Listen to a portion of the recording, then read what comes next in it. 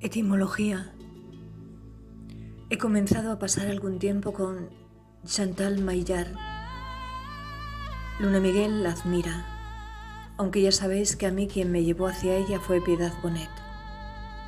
Escucho leer a Maillard algunos fragmentos de su obra, La mujer de pie, y es idílico como ideal. Escucho luego leer a Luna Miguel algo llamado Escribir, de la obra de Maillard, Matar a Platón, y es una interpretación muy apasionada la que hace Luna Miguel. Aunque si escuchas a la propia Maillard, después ya siempre la echas de menos.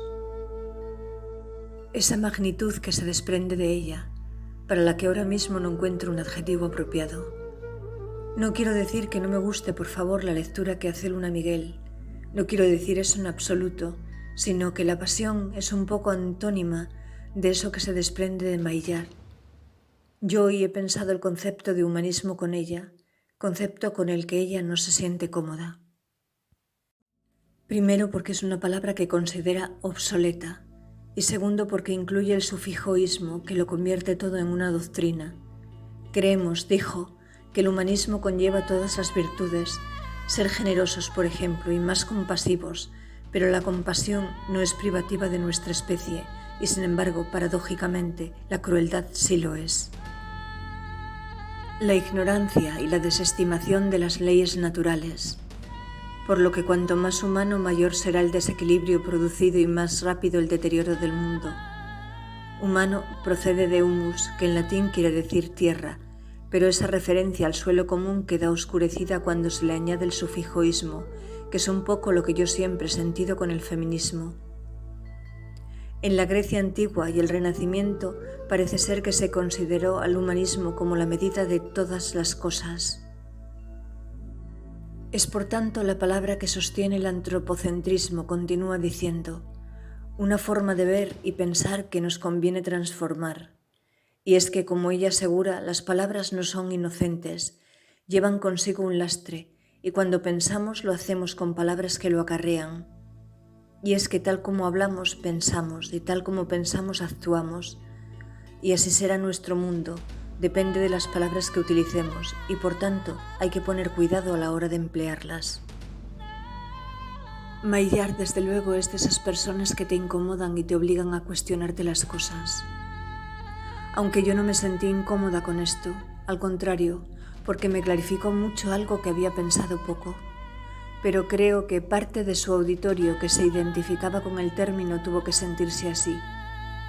Pero ella quería ser fidedigna y lo consiguió, aunque ahora volvamos con Luna Miguel. Ese día que leía a Maillard estaba encapsulada entre malos días.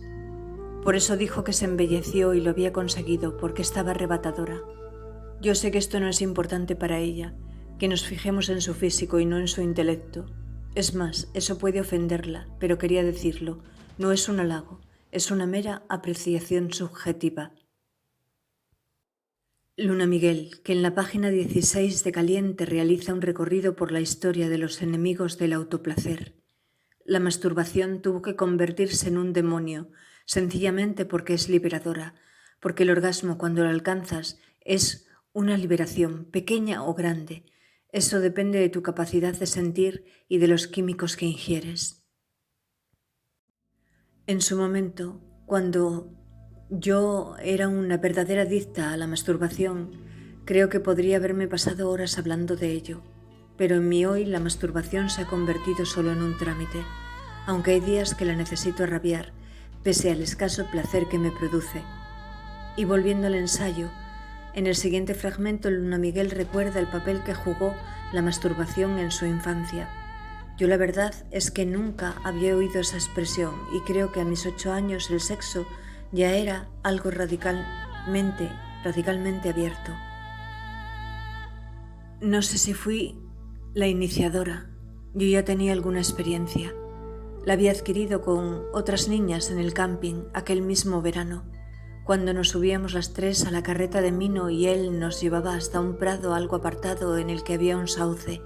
Debajo de aquel sauce recuerdo un olor agrio y cómo nos desnudamos y nos tocamos. También recuerdo el olor animal del caballo, pero no sé dónde estaba Mino entonces. La mente, que según Maillard, si la he entendido bien, no soy yo, solo arroja instantes fractales. Nunca espero más de lo que es soportable. Pero luego el sexo continuó en mi portal, que tenía una especie de recoveco donde nos ocultábamos, yo y mi vecina y el marroquí, con el que yo no quería salir, pero con el que disfrutaba, a pesar del sabor de su boca, un sabor dulzón que mucho más adelante encontré en la boca de otro hombre, Cancro. Sí, adivinas, ese nombre es esperanto. Y me apetece más ahora seguir esa línea de fractura, porque me resulta más erótico el tiempo de la consciencia inconsciente que el tiempo de la inconsciencia consciente. Cancro fue uno que me contactó a través de un perfil que yo había colgado en una página de contactos. Nunca se rememora lo bastante lo espeluznante, porque aquello lo fue, la demostración empírica de que yo tenía que estar loca. Con Cancro me cité en la estación de autobuses y cuando se bajó del coche lo cierto es que me impactó porque se parecía a José Coronado, el actor español. Era un bombero que tenía el cuerpo de un atleta. Habíamos intentado tener otra cita, pero él la anuló en el último momento por un problema que le surgió con sus hijos y recorrimos unos 4 kilómetros en su coche hasta una ciudad dormitorio cercana. Entonces nos pusimos a pasear por la playa. Recuerdo que había uno de esos cielos memorables, un cielo de cirros rojos, quizá los que anuncian el viento, y el paseo se prolongó durante 1,5 kilómetros o 2 kilómetros. Yo iba hablándole a Cancro de mi relación con el hombre del tatuaje, eso no se me olvida, ni tampoco que a Cancro lo que yo le contaba no le encajaba, porque entonces, ¿qué hacía él allí conmigo? Pero yo era como era, indagadora, curiosa. Y al llegar a la punta de la roca, el lugar del mirador, tras atravesar ese puente que tanto vértigo me provocaba, nos besamos y yo me dejé resbalar hasta su polla para metérmela en la boca tras bajarle la cremallera. Follamos allí mismo, yo agarrada a la barandilla que se alzaba sobre el acantilado, mirando alternativamente las olas que golpeaban la roca bajo mi cabeza y a los edificios desde los que cualquiera que tuviera unos prismáticos o un telescopio podía vernos. Y muchas veces se me ha pasado por la cabeza que habría podido morir ese mismo día, porque a él le hubiera sido muy fácil empujarme, pero no lo hizo. Se conformó con repetirme varias veces que era un pedazo de mujer y con matarme de sed durante las 2 horas siguientes, porque me invitó sí a una cerveza mientras se desprendía sin recato de su vida, pero cuando vio mi vaso vacío, no hizo el amago de llenarlo y yo no recuerdo si llevaba dinero conmigo. A pesar de todo, me cité con él en otra ocasión. A mí ese día lo que me hubiera apetecido era algo distinto a lo que sucedió. Yo quería que él condujera lejos y relajarme, pero él venía con una lista de hoteles y yo acepté su propuesta.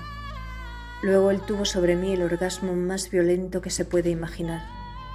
A mí me impresionó, pero a pesar de todo no dejé de mirarlo con los ojos del frío, esa mirada que él le puso cardíaco porque yo creo que en ningún momento la supo interpretar. El asco y el odio que me provocaba aquello que yo no quería, lo repito, pero que soportaba estoicamente, porque a pesar del hombre del tatuaje, yo no me esperaba gran cosa del sexo. El sexo era algo a lo que no renunciaba, pero porque creía que era todo lo que podía tener en la vida. Luego conocí a Manuel, y ese era un afrodisíaco tan potente que no podía hacer otra cosa que masturbarme y correrme, porque yo sabía que podía tener otra cita con él, pero que con mi percentil no podía aspirar a nada más. No confié en mí.